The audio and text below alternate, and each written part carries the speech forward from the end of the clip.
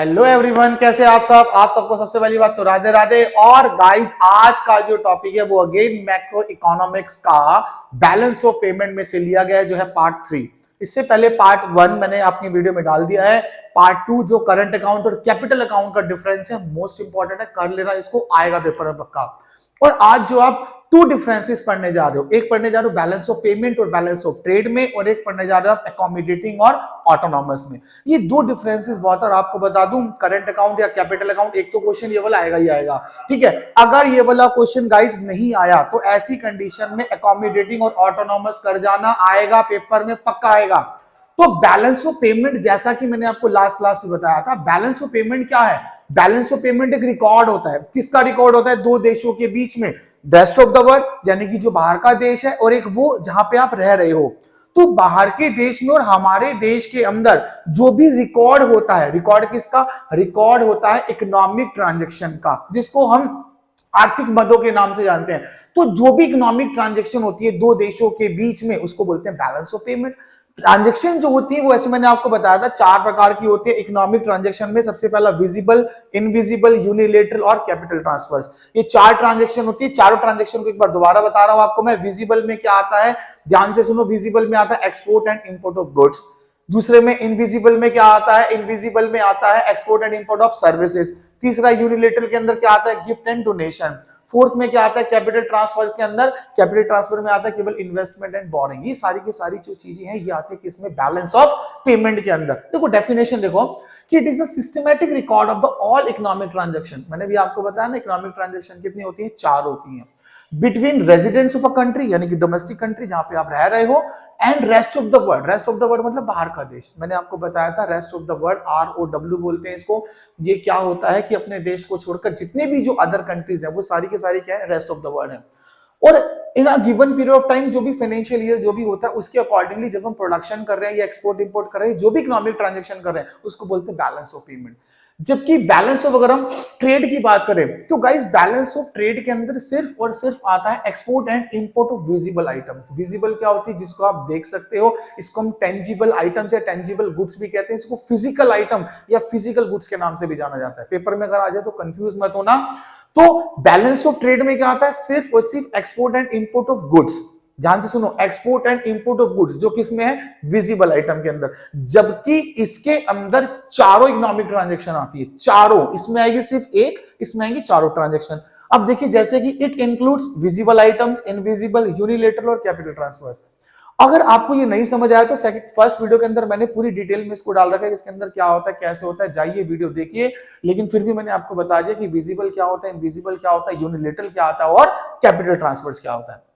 इसमें क्या आता है? It includes only visible items. इसमें सिर्फ और सिर्फ विजिबल आइटम्स आती है। विजिबल अभी बताया कौन से? जिसको आप देख सकते हो, जिसको आप छू सकते हो। फिजिकल भी कहते हैं इसको हम, और टेंजिबल गुड्स भी कहते हैं।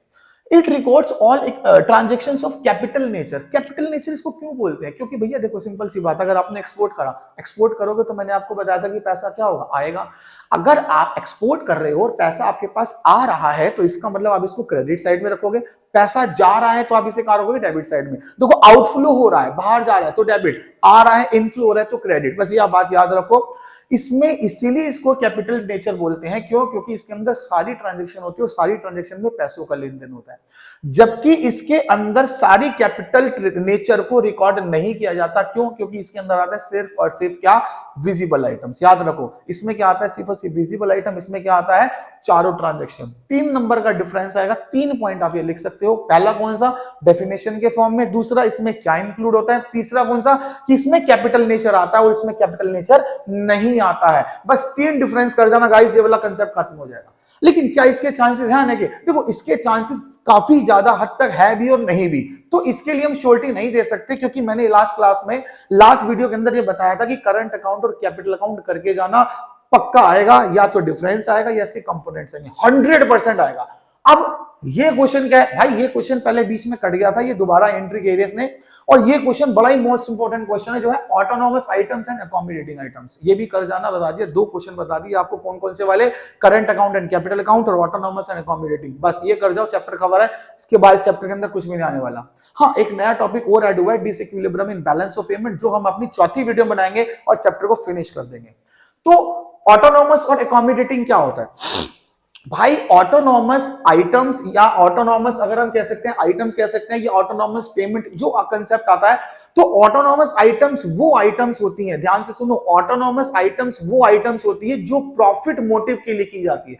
मतलब साल भर के अंदर आपने जितना भी प्रोडक्शन करा है सिर्फ और सिर्फ किस मोटिव से करा है? प्रॉफिट के मोटिव से। एक्सपोर्ट कर रहे हो प्रॉफिट के मोटिव से, इंपोर्ट कर रहे हो प्रॉफिट के मोटिव से, तो जितना भी आपने एक्सपोर्ट करा है, इंपोर्ट करा है, सिर्फ और सिर्फ मोटिव क्या है? Profit maximization. देखिए, it refers to those international economic transaction which take place due to the profit maximization, यानी कि जो प्रॉफिट के लिए की जाती है। लेकिन इज इट श्योर कि आप जब प्रॉफिट के लिए कोई भी काम कर रहे हो तो हो सकता है कि आपको लॉस भी हो सकता है आपको प्रॉफिट भी हो। तो जब कभी भी लॉस और प्रॉफिट के कंसेप्ट को अगर हम कवर करते हैं, कवर का मतलब होता है मेंटेन करना, बैलेंस करना। बैलेंस कब होता है? पहले तो सुनो, बैलेंस कब होता है? बैलेंस होगा जब आपका क्रेडिट और डेबिट दोनों क्या हो जाए? इक्वल हो जाए। क्रेडिट और डेबिट यानी कि लेनदारियां और देनदारियां, यानी कि जो आ रहा है, इनफ्लो आ रहा है, आउटफ्लो जा रहा है, जब ये दोनों इक्वल हो जाएंगे तो समझ लो बैलेंस है। लेकिन कभी कभार ये होता है कि ना बैलेंस नहीं होती चीजें, तो उस बैलेंस को पूरा करने के लिए आता है अकोमोडेटिंग आइटम्स। देखिए, it refers to the transaction that are undertaken to cover deficit or surplus in autonomous transaction। यानी कि जब ऑटोनॉमस में अगर कोई लॉस हो रहा है या कोई प्रॉफिट हो रहा है तो उसको मेंटेन करने के लिए जो ट्रांजैक्शन की जाती है उसको बोलते हैं अकोमोडेटिंग आइटम्स। ध्यान से सुनो, ऑटोनॉमस प्रॉफिट के लिए, लेकिन जब प्रॉफिट नहीं हो रहा है, कभी लॉस हो रहा है या कुछ भी XYZ कोई भी ऐसा कंसेप्ट हो रहा है, तो ऐसी कंडीशन के अंदर क्या आता है? Accommodating items. इसके बाद आता है कि these are independent of the state of balance of payment. ये इंडिपेंडेंट होता है, क्यों? क्योंकि इसको अभी भी कोई बैलेंस से कोई मतलब नहीं है, यानी कि हमें कोई बैलेंस बनाना है बैलेंस ऑफ पेमेंट में, क्योंकि मोटिव क्या है? प्रॉफिट कमाना। देखो, जब तक आप किसी भी चीज को, बैलेंस को अगर नहीं समझोगे, आप सिर्फ और सिर्फ काम कर रहे हो, सिर्फ और सिर्फ प्रॉफिट मैक्सिमाइजेशन के लिए सोच रहे हो, तो समझ लो आप इंडिपेंडेंट हो। लेकिन ये जो ट्रांजैक्शन होती है ये मेंटेन करती है बैलेंस ऑफ पेमेंट को। देखो, ये इंडिपेंडेंट होती है। इंडिपेंडेंट का मतलब क्या? बिल्कुल फ्री, आजाद हो गए, कोई है ही नहीं किसी भी चीज के लिए, तो ऐसी कंडीशन में ये मेंटेन करती है। घर में आप अकेले हो, कोई भी नहीं, यू आर टोटली फ्री, इसका मतलब क्या हो गया? इसका मतलब यू आर इंडिपेंडेंट। लेकिन अगर आपने घर के अंदर कुछ भी सामान को अस्त व्यस्त कर दिया या इधर उधर कर दिया, तो ऐसी कंडीशन में पेरेंट्स मेंटेन करेंगे सारी चीजों की, भैया आपने ये सारी चीजें क्यों करी है। थर्ड वन आता है कि these transaction take place on both current and capital account. इसमें करंट भी आता है, कैपिटल भी आता है। क्यों? क्योंकि प्रॉफिट तो हम दोनों ट्रांजेक्शन से लेंगे, चाहे करंट से लेंगे चाहे कैपिटल से लेंगे। करंट अकाउंट बताया था क्या होता है? 4 ट्रांजेक्शन। कैपिटल में क्या आता है? बोरिंग आती है, इन्वेस्टमेंट आता है, FDI आती है, ये सारे के सारे कंसेप्ट आते हैं। लेकिन इस ट्रांजेक्शन में सिर्फ और सिर्फ कैपिटल अकाउंट होता है। क्यों होता है? क्योंकि जब कभी भी, याद रखना, ऑटोनॉमस के अंदर, ये जो ऑटोनॉमस मैंने आपको बताया, अगर ऑटोनॉमस में लॉस हो जाए, ध्यान से सुनो, अगर ऑटोनॉमस के अंदर लॉस हो जाए तो लॉस को कवर कहां से करेंगे? एक्सपोर्ट इंपोर्ट से नहीं, किससे? कैपिटल अकाउंट से। क्यों? क्योंकि कैपिटल अकाउंट के अंदर ही कौन सी ट्रांजैक्शन होती है? मनी की ट्रांजैक्शन होती है। ठीक है, तो ये बैलेंस ऑफ पेमेंट और बैलेंस ऑफ ट्रेड के मैंने आपको कंसेप्ट बताया, यानी कि डिफरेंसेस बताया, और बताया ऑटोनॉमस और अकोमोडेटिंग के बारे में। तो आई होप आपको समझ आ गया होगा।